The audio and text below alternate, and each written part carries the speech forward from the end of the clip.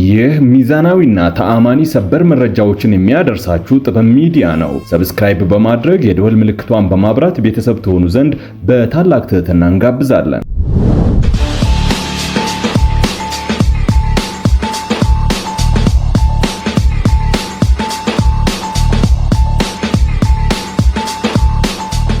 በትግራይ ክልል አዋሳኝ አካባቢዎች የተቀሰቀሰው አደገኛ ጦርነት ተቀጣጥሏል። መከላከያው በህወሓት ላይ የቦምብ ማዕት አዝንቧል። ልዩ ዘገባው ከስፍራው ደርሶናል፣ በዝርዝር ይቀርባል። አምኒስቲ ኢንተርናሽናል በትግራይ ክልል ዳግም ያንሰራራው ግጭት በዜጎች ላይ ከፍተኛ የሰብአዊ መብት ጥሰት ስጋት መደቀኑን በመግለጽ ክልላዊና ዓለም አቀፋዊ የሰብአዊ መብት ምርመራዎች እንዲጠናከሩና ሁሉም ወገኖች ሲቪሎችን እንዲጠብቁ ጥሪ አቅርበዋል። የተቋሙን መግለጫ በቆይታችን ተሰማላችሁ። ዩቲዩበሩ ተክለ ሃይማኖት አዳነ በ50 ሺህ ብር ዋስትና እንዲፈታ ፍርድ ቤቱ ወሰነም። አሜሪካ አደገኛ የደህንነት ስጋት ውስጥ ወድቃለች። ከኢራን የሚተኮሱ ሚሳኤሎችን ማክሸፍ የሚችለው ጸረ ሚሳኤል ተተኳሽ 80 በመቶ ዝቅ ማለቱ ተገልጿል። በውጭ የመረጃ ሰዓታችን በዝርዝር ይቀርባል። ውድ ቤተሰቦቻችን በቆይታችን እነዚህንና ሌሎችንም ሀገር አቀፍ ቀጠናዊና ዓለም አቀፍ መረጃዎችን በዝርዝር ወደ እናንተ እናቀርባለን። የጅቡቲ ፕሬዝዳንት በአማራ ክልል ጻድቃኔ ደብረ ጥምቀት ቅድስት ማርያም ገዳም በደረሰው የናዳ አደጋ ሕይወታቸውን ላጡ ወገኖች ሀዘናቸውን ገለጹም። የጅቡቲ ፕሬዝዳንት እስማኤል ኦመር ጌሌህ በአማራ ክልል ሰሜን ሸዋ ዞን በሚገኘው ጻድቃኔ ደብረ ጥምቀት ቅድስት ማርያም ገዳም በደረሰው የሰው ሕይወት የጠፋበት የናዳ አደጋ ምክንያት ለኢትዮጵያ መንግስትና ሕዝብ የሀዘን መግለጫ አስተላልፈዋል። ፕሬዝዳንቱ በኤክስ ገጻቸው ባስተላለፉት የሀዘን መልእክት ፕሬዝዳንት ጌሌ በጉዳቱ ምክንያት ሕይወታቸውን ላጡት ወንድም የኢትዮጵያ ሕዝብና መንግስት የተሰማንን ጥልቅ ሀዘን አጋርነትና ድጋፍ ለመግለጽ እወዳለሁ ብሏል። ሐምሌ 27 ቀን ባልተጠበቀ የመሬት መንቀጥቀጥ ምክንያት በተከሰተው የናዳ አደጋ በሰሜን ሸዋ ዞን በሚገኘው ጻድቃኔ ደብረ ጥምቀት ማርያም ገዳም ቢያንስ 14 ምዕመናን ሕይወታቸው ሲያልፍ 7 ምዕመናን ደግሞ ከባድና ቀላል ጉዳት ደርሶባቸዋል። እንደ ሰሜን ሸዋ ዞን አስተዳደር ገለጻ ከተጎዱት መካከል 5ቱ ከባድ ጉዳት፣ 2ቱ ደግሞ ቀላል ጉዳት ነው የደረሰባቸው። የአደጋ ጊዜ ሰራተኞች በአካባቢው የፈልጎ ማዳን ስራ ያካሄዱ ሲሆን ተጎጂዎች ለሕክምና ወደ ሆስፒታል ተጉዘዋል። በሰሜን ኢትዮጵያ በድንበር አካባቢዎች ያለው የጸጥታ ግጭት ማየሉን ተከትሎ በድንበር ቀጠናዎች ከፍተኛ ወታደራዊ የኃይል እንቅስቃሴ ውጥረት መንገሱን ከስፍራው የሚወጡ ዘገባዎች አመላከቱም። በተለይም በዛላምበሳና አካባቢው በሚገኘው የአየርና የምድር ወታደራዊ እንቅስቃሴዎች ዙሪያ ከታማኝ የመረጃ ምንጮች በተገኘው መረጃ መሰረትም በኮሎኔል ተስፋ ማርያም ወልደ ሚካኤል በቅጽል ስማቸው ወዲ ጋሬ ወይም ወዲ ፈጠነ የምትመራዋ 27ኛው የኤርትራ ሰራዊት አሃድ ከፍተኛ የጦርነት ዝግጅት በማድረግ ላይ ትገኛለች። ይቺ ከደሞ እስከ ሶቢያም ያለውን ሰፊ ቀጠና ሸፍና የምትገኘው ክፍለ ጦር በአፋርና በራያ አቅጣጫ አድርጋ ወደ ትግራይ ክልል ለመግባት የሚያስችላትን ሙሉ ወታደራዊ ዝግጅት አጠናቃ የመጨረሻውን የውጊያ ትዕዛዝ እየጠበቀች እንደሆነ ነው የተገለጸው። በዚህ ምክንያትም በድንበር አካባቢ በሚገኙ በርካታ ስፍራዎች አልፎ አልፎ የከባድ መሳሪያ ድምጽና ፍንዳታዎች የተሰሙ እንደሚገኙም ነው። ይህም በአካባቢው ነዋሪዎች ዘንድ ከፍተኛ ስጋት እንደፈጠረ ነው የተገለጸው።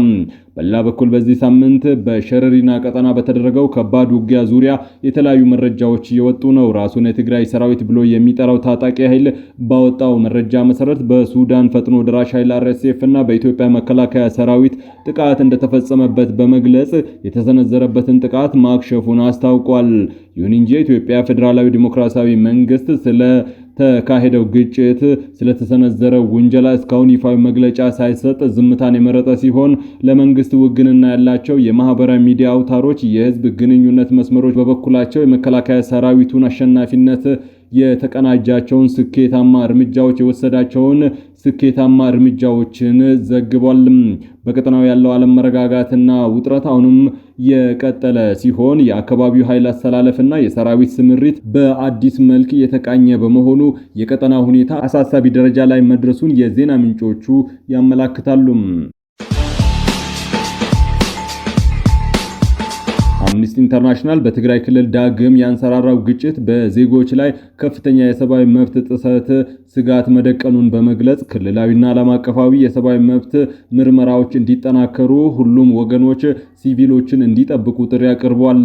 ድርጅቱ ባወጣው መግለጫ እንደገለጸው ሐምሌ 25 ቀን በኢትዮጵያ ሀገር መከላከያ ሰራዊትና በትግራይ ኃይሎች መካከል በምዕራብ ትግራይ በተወሰኑ አካባቢዎች ከተከሰተው ግጭት በኋላ እንደገለጸው አዲሱ የኃይል እርምጃ የተከሰተው ማህበረሰቡ ከ2013 እስከ 2015 በነበረው የትግራይ ጦርነት ወቅት ከተፈጸሙ በደሎች ሳያገግም ነው።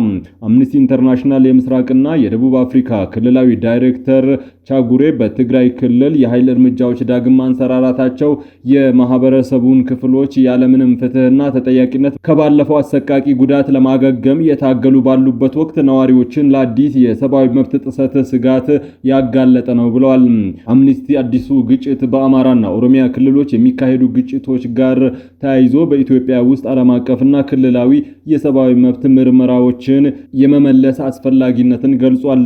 ድርጅቱ በሀገሪቱ ውስጥ ባሉ ግጭቶችና ቀጠናው ውስጥ የሚፈጸሙ ከባድ የሰብአዊ መብት ጥሰቶችና በደሎች መመዝገቡን እንደሚቀጥል አስታውቋል። ድርጅቱ ከጥቅምት 2013 እስከ ጥቅምት 2015 የተኩስ አቁም ስምምነት እስከ ተፈረመበት ጊዜ ድረስ በነበረው የትግራይ ጦርነት ወቅት የጦር ወንጀሎችና የሰብአዊ መብት ላይ የተፈጸሙ ወንጀሎች የሚመደቡ ከባድ የሰብአዊ መብት ጥሰቶችን መመዝገቡን አስታውቋል።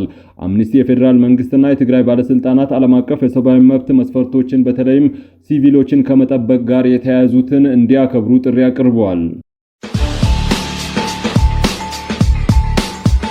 ዩቲዩበሩ ተክለ ሃይማኖት አዳነ በ50 ሺህ ብር ዋስትና እንዲፈታ ፍርድ ቤቱ ወሰነ።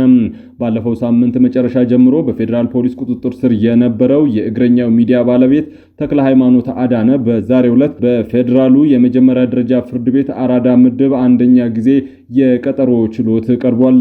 ችሎቱ የተሰየመው ፖሊስ ጠይቆት የነበረው ተጨማሪ የምርመራ ጊዜና በዩቲዩበሩ የዋስትና መብት ጥያቄ ላይ ውሳኔ ለመስጠት ነበር። በችሎቱ ወቅት ፍርድ ቤቱ የግራ ቀኙን ክርክር ካደመጠ በኋላ ዩቲዩበሩ በዋስ ቢወጣ ሂደቱን አክብሮ የመቅረብ ሁኔታን ከግምት ውስጥ በማስገባት በ50 ሺህ ብር ዋስትና ከእስር ቤት እንዲፈታ ብይን ሰጥቷል። በተያያዘ ዜና በፊንቴክ ኢንቨስትመንት ማጭበርበር የተጠረጠሩ አርቲስቶችና ቲክቶከሮች በክስ መቃወሚያቸው ላይ ብይን ተሰጥቷል። ተከሳሾቹ በማህበራዊ ሚዲያ የሰጡትን መግለጫ በተመለከተም አቃቢ ሕግ አቤቱታ አቅርቧል። በፊንቴክ ኢንቨስትመንት ሽፋን በተፈጸመ መጠነ ሰፊ የማጭበርበር ወንጀል ተጠርጥረው በቁጥጥር ስር የነበሩት ታዋቂ አርቲስቶችና ቲክቶከሮች የዋስትና መብታቸው ተከብሮ በውጭ ሆነው ጉዳያቸውን እንዲከታተሉ ውሳኔ መወሰኑ ይታወሳል። የፌዴራል ከፍተኛ ፍርድ ቤት ልደታ ምድብ ችሎት ተከሳሾች ያቀረቡትን የክስ መቃወሚያና የአቃቢ ሕግ የሰጠውን መልስ መርምሮ ብይን ለመስጠት ለዛሬ ተለዋጭ ቀጠሮ ሰጥቶ ነበር። በዛሬው የችሎት ውሎ ተከሳሾቹ እኛ የሰራነው ማስታወቂያ ስራ እንጂ ኮምፒውተርን ተጠቅመን የፈጸምነው ማጭበርበር ወንጀል የለም ሲሉ ተከሳሾች ገልጿል። እያንዳንዳቸው በ6 ገጽ ያቀረቡትን የክስ መቃወሚያ ፍርድ ቤቱ ሙሉ በሙሉ ውድቅ አድርጎታል። በሌላ በኩል ተከሳሾቹ ሰሞኑን እግረኛው በተሰኘ የማህበራዊ ሚዲያ ገጽ ላይ ቀርበው መግለጫ መስጠታቸውን ተከትሎ አቃቤ ሕግ በ5 ገጽ አቤቱታ አቅርቧል። አቃቤ ሕግ በአቤቱታው በፍርድ ሂደቱ ላይ ባለ ጉዳይ መግለጫ መስጠት በፍትህ አሰጣጥ ሂደቱ ላይ ተጽዕኖ ስለሚያሳድር ፍርድ ቤቱ 2 ወራት ያህል ከመዘጋቱ በፊት አቤቱታ ታይቶ ውሳኔ እንዲሰጥበት ወይም ይህ ድርጊት ወንጀል በመሆኑ ችሎቱ አስቸኳይ ብሎ በሚያያቸው ጉዳዮች ውስጥ ተካቶ እንዲታይ ጠይቋል። የተከሳሾቹ ጠበቃ በበኩላቸው አቤቱታውን አንብበው ለመረዳት ጊዜ እንደሚያስፈልጋቸው በመግለጽ እንዲሁም መግለጫው የተሰጠበት የማህበራዊ ሚዲያ ዩቲዩበር የሆነው ተክለ ሃይማኖት አዳነ በመግለጫው ወቅት የተገኙት ጠበቃ አበባው አበበ በችሎቱ ባለመገኘታቸው ተለዋጭ ቀጠሮ እንዲሰጣቸው ጠይቋል። ግራ ቀኙን ያደመጠው ችሎቱ የማንኛውም ሰው የመናገር ሐሳብን የመግለጽ መብት ህገ መንግስታዊ ቢሆንም በህግ በተያዙ ጉዳዮች ላይ መግለጫ መስጠትን በተመለከተ ዝርዝሩን ለማጣራት የዩቲዩበሩ ተክለ ሃይማኖት አዳነ እና ጠበቃው አበባው አበበ ተገኝተው የእምነት ክደት ቃላቸውን እንዲሰጡ ለጥቅምት 2 ቀን 2019 ዓ.ም ተለዋጭ ቀጠሮ ተሰጥቷል። የህንድን ባንዲራ የምታውለበልብ መርከብ በየመን ዳርቻ ተመታ መገልበጧንና መስጠሟን ባለስልጣናት አስታወቁም። በመርከቧ ውስጥ የነበሩ 14 ሰዎችን ሕይወት ማዳን እንደተቻለ የህንድ የመርከብ ትራንስፖርት ሚኒስቴር ሰበርና ናርሷ ተናግሯል። ከ14ቱ መርከበኞች ውስጥ 13ቱ ህንዳውያን ናቸውም ተብሏል።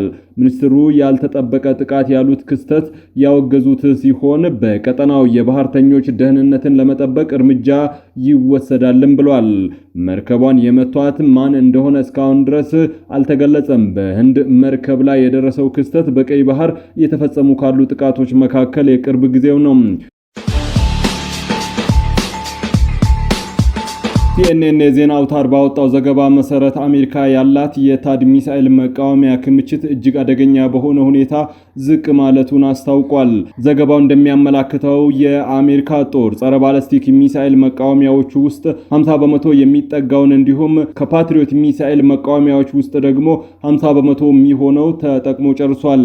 የዜና አውታሩ ምንጭ እንዳረጋገጡትም ይህ አሳሳቢ የሆነው ዝቅተኛ የሚሳኤል ክምችት የፕሬዝዳንት ዶናልድ ትራምፕ አማካሪዎች ባለፈው ሳምንት መጨረሻ በኢራን ላይ ሊሰነዘር ታቅዶ የነበረውን ትልቅ ጥቃት እንዲዘገይ ካደረጓቸው ምክንያቶች አንዱ ነው። ይሁን እንጂ ዋይት ሃውስ ይህንን መረጃ በማስተባበል ፕሬዝዳንት ትራምፕ ጥቃቱ የዘገየው ሳውዲ አረቢያን ጨምሮ ከባህረ ሰላጤው ሀገራት በተደረገባቸው ጫና ምክንያት እንደሆነ አስታውቋል። ባለፈው ሳምንት ሴናተር ፎር ስትራቴጂክ ኤንድ ኢንተርናሽናል ሲዲስ የተሰኘ ተቋም ባወጣው ሪፖርት ከየካቲት እስከ ሐምሌ ባለው ጊዜ ውስጥ 65 በመቶ የሚሆነው የፓትሪዮት ሚሳኤል መቃወሚያዎች ጥቅም ላይ መዋላቸውን ገምቷል። በተጨማሪም የአሜሪካ የታድ ባላስቲክ ሚሳኤል መቃወሚያ ክምችት ጦርነቱ ሲጀመር ከነበረው መጠን ቢያንስ 38 በመቶ ማሽቆልቆሉን አመላክቷል። ፓትሪዮትና ታድ ወደነሱ የሚመጡ የጠላት ሚሳኤሎችን በመምታትና በመለየት እንዲሁም በማውደም በኩል በአሜሪካ የጦር መሳሪያዎች ክምችት ውስጥ ካሉ እጅግ ውጤታማ ስርዓቶች መካከል በዋነኛነት የሚመደቡ ናቸው። ውድ ቤተሰቦቻችን የዕለቱ መረጃዎቻችን በዚህ አብቅተዋል። መረጃን ከጥበብ ስለተከታተላችሁ ከልብ አመስግነን ተሰናበትን። ሰላም።